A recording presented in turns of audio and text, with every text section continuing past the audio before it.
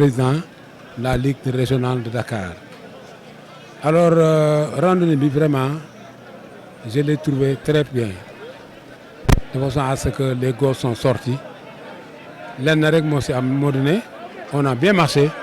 Mais, la présentation Coupe, par exemple, d'Afrique, ça a motivé beaucoup de gens à ce que, par exemple, nous dans cette randonnée-là. Vraiment, c'est une très bonne randonnée et très réussie. Naka ngeen gisee liggéeyu Maguette Sène au niveau de la direction de COUD. Wow, Madame Maguette Sène vraiment a été vraiment magnifique. Son organisation a été magnifique de façon à ce qu'elle a géré. Vraiment, c'est très bien. Léegi lan ngeen di xelal étudiants yi lan ngeen leen di xelal par rapport ak seen avenir ak Lions yi ñoom ni ñu xaree ba am coupe bi indi ko fii ci Sénégal ñoom lan nga leen di xelal. waaw xam nga nag par exemple affaire étudiant moom dafa évoluer actuellement parce que man mii lay wax di yow man mii di wax ak yow maa ngi mos a jóge fii en 1968 laa fi géejoon daan naa fi jaar oto rek quand même pour taxaw nii comme ni ma gisee nii vraiment 68 laa fi géejee léegi nag xam nga affaire étudiant ak seen xel ak yooyu par exemple dafa changé mais vraiment moi je le souhaite une très bonne réussite et une patience parce que étudiant dafa métti jàng si boppam moo métti da nga koy gëm rek muñ ko par exemple génn si benn mu jeex. waa kay monsieur Diop ñu ngi lay jaajëfal bu baax. merci beaucoup. ñu bëggoon xam tey ban yëg-yëg nga am ci journée bi Maguette Sène organisée tey en collaboration avec les amicales des femmes des cadres des jeunes du COUD. waaw yëg-yëg bi ñoo fa am rek mooy sentiment de satisfaction la et de joie xam nga la randonnée pédestre dafa nekk sport de loisir et te day boole day fédéré te tey boo xoolee étudiants yi ñi ci biti yëpp ñu ngi ànd bokk defandoo muy fête ba pare mu nekk une randonnée spéciale et le ministre Matar Ba ñëw ànd ak le directeur du COUD indaale le trophée continental jaarale ko ci université bi yëpp jaarale ko fépp gaa yi bi gis vraiment c'est à saluer. C'est à saluer. Et puis on a fait une bonne randonnée, il faut le dire. Et il faut aussi encourager les amicales, moi des cadres, des jeunes et des femmes. Hein. Ils ont pu réussir leur randonnée. Ndax randonnée bi objectif bi atteindre nañ ko. Bu ñëkkon mo doon na amna. Deuxième bi moy réussir le pari de la mobilisation. Amna. Benen bi moy ñi dem ci jamm ñew ci jamm. Surtout yalla def nako. Ben appel rek lay lancer pour les étudiants. Événement da nga koy approprier da nga koy téyel sa bopp la prochaine fois bu ñu organiser au niveau de l'université les étudiants dañuy génn en masse pour soutenir amicales yi nekk fii ndax léegi ñuy def nii pour ñoom la ñoom ñoo ko moom dans relève bi aussi bu ñu fàtte ne ñoom la vraiment pour tout dire daal bon on est vraiment satisfait. naka nga gisee liggéeyu Maguette Sène au niveau de la direction de COUD. waaw Boubacar Sow la président de la commission d'organisation de la Ligue des randonneurs DBL du Sénégal. Bon Maguette Sène miinuma ko trop mais vraiment ku dugg université ak ku xool léegi étudiants yi ni ñuy doxalee nga xam ne mu ngi abaat liggéey bu am solo et bu am doole et nit ki nag bu ñëwee indi tànk pour defar yaatal je pense que ñëpp dañ ko war a jàppale ñi ci kaw jàppale ko ñi ci biir jàppale ko ñi ci biti jàppale ko et loolu moom il faut ñu saluer acte yi muy posé di ñaan nag ni ñëpp def ni moment vraiment ndax Sénégal aussi loolu ku nekk pàcc bi nga nekk boo fa jàppee rek réew mi yaa defar boppam. Le fait que le ministre Matar Ba ñëw tey gunge Maguette Sène indiwaale Coupe d'Afrique des Nations présenté ko étudiants yi noo ko dundee. waaw c'est un grand honneur là aussi te et puis honneur la lu ñu war a rendre aux étudiants ndax boo xoolee mun nañu les étudiants c'est les premiers supporters des Lions kooku il faut le dire ah te boo xoolee ni ñu doon sonnee ci Coupe d'Afrique bi wala équipe nationale buy sonn buy football du moins amul keneen ku ciy sonnee noonu kon lii dañ leen delloo njukkal te les étudiants c'est les grands sportifs boo xoolee au niveau de l'UCAD am na équipe de basket bu mag bu fi nekk Ludic def fi jàlloore yu bëri kon ñoom loolu lu ñuy dund lu nekk seen xol lii Matar Ba daf ko war a def te pour man sax dañ koy yéex a def te pour man dafa warul yem fii même fan zone bi ñu leen defal tey baax na concert baax mais mun nañ leen def xool yeneen ak yeneen lu ñu leen defal ndax vraiment ñu étudiants yi dañ leen war a jàppale bu baax a baax a baax. ñu ngi lay jaajëfal monsieur Sow kàddu yi rafet na bu baax. jërëjëf Adja ñu ngi leen di remercier bu baax. Madame Diouf Aïssatou Diagne présidente amicale des jeunes du COUD. waaw tey en collaboration avec la direction du COUD ak président amical des cadres ak présidente amicale des femmes à savoir Lopsek ak madame Thiam dañu organiser benn randonnée pédestre waaw randonnée pédestre mooy deuxième activité bi don de sang moo ko précédé mardi après tey ñu teg ci randonnée pédestre bi waaw mu nekk moment de communion entre étudiants yi ak agents yi vraiment pour gën a raffermir les liens mais tamit dynamique unitaire bi nga xamante ni moom lañ nekk mu gën ko ñaax au-delà de loolu aussi mu tombeek ministre bi ñu pare ne ko mu décidé ñëw indaale fi coupe bi vraiment ñu ànd ci dynamique bu rafet daal waaw. d'accord naka nga gisee liggéeyu Maguette Sène au niveau de la direction de groupe.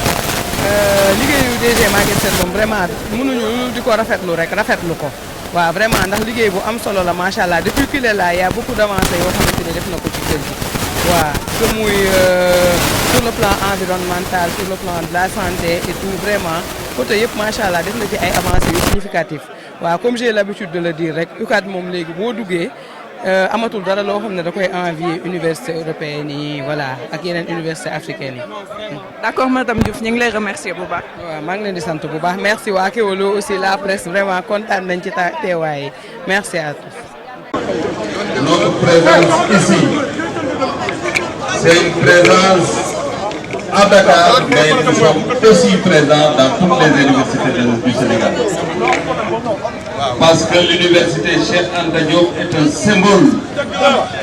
Et vous nous avez toujours montré votre engagement, votre mobilisation, parce que je rappelle que quand on est rentré du Cameroun, nous sommes passés devant l'université Cheikh Anta Diop et nous avons vu l'accueil que vous avez réservé à cette vaillante équipe nationale.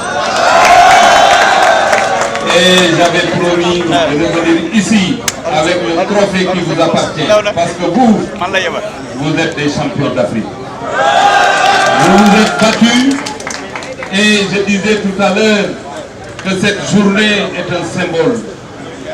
Non seulement on est venu vous rendre la monnaie de votre engagement pour vous présenter ce trophée que vous avez gagné, mais c'est ce jour-là qu'on va engager le combat de 2023.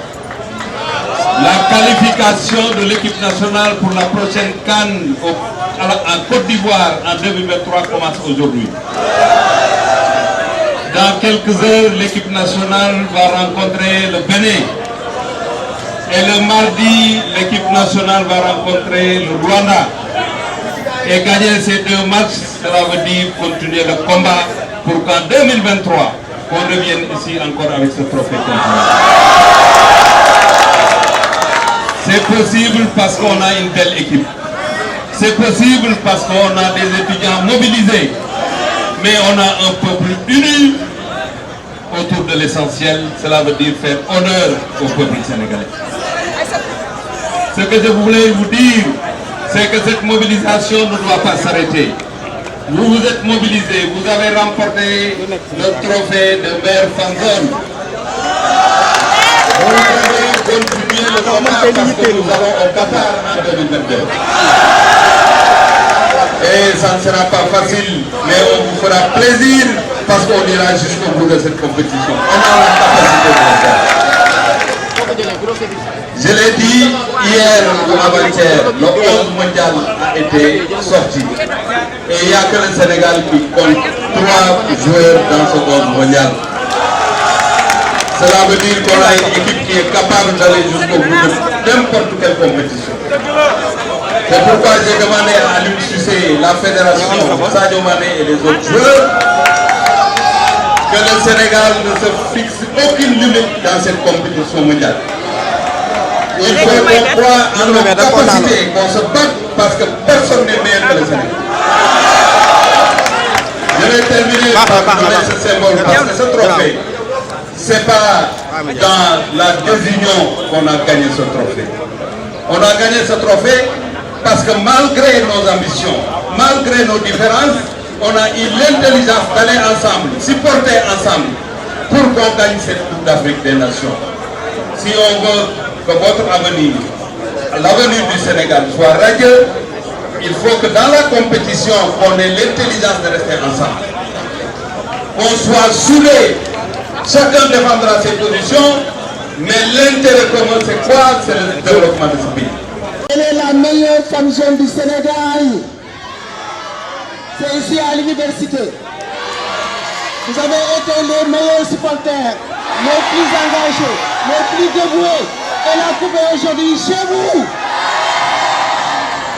Félicitations aux Lions, mais félicitations aux étudiants.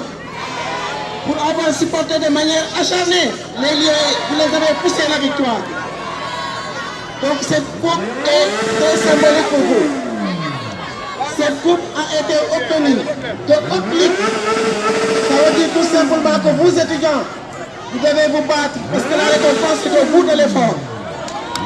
La récompense est au bout de l'effort et ça, c'est l'exemple type de cette coupe. Monsieur le ministre et moi, depuis qu'on est né, on n'a jamais vu de Coupe d'Afrique. Aujourd'hui, étudiants que vous êtes, vous avez touché à la Coupe d'Afrique. Ça montre que rien n'est impossible. La récompense est toujours au bout de l'effort. Vos parents vous ont amené ici à l'université. Ils attendent de vous, quand vous retournez chez eux, que vous ameniez là-bas un trophée. Mais le trophée, ce sera quoi? Ce sera vos diplômes. Bravo à vous les étudiants. Merci à monsieur le ministre des Sports. Merci à la Fédération sénégalaise de football. Merci et félicitations à l'équipe nationale. Mention spéciale à Sadio Mané.